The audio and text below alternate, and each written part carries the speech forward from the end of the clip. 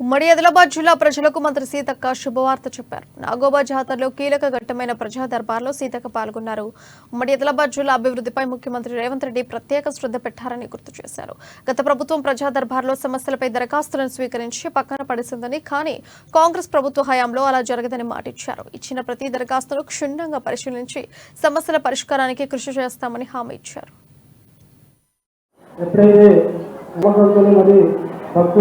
ప్రజలతో కలిసిపోగలుగుతుంది. ఇక్కడ వెనుకబాటు మాట్లాడేటువంటి వాళ్ళు కూడా చాలా మంది ఉంటారని నన్ను కూడా ఈ జిల్లాకు ఇన్ఛార్జి మంత్రిగా వేసినందుకు కూడా నేను సీఎం రేవంత్ రెడ్డి గారికి ప్రత్యేక ధన్యవాదాలు తెలియజేస్తా ఉన్నాను.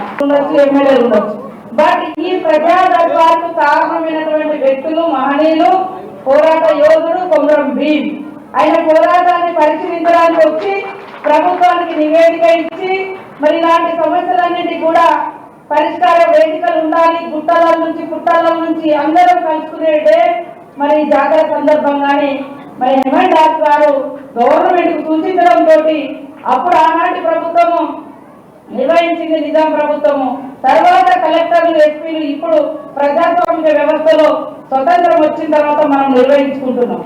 కానీ దానికి కారణమైనటువంటి పూర్వాన్ని కూడా ఇప్పుడే కలెక్టర్ గారు చెప్పిన నేను ఖచ్చితంగా శిలాఫలకం మీద ఈ దర్బార్ యొక్క గొప్పతనం ఏంటిది, ఎందుకు ఈ దర్బార్ పెట్టుకుంటున్నాము, ఎవరి కోసం పెట్టుకుంటున్నాం అనేది కూడా ఖచ్చితంగా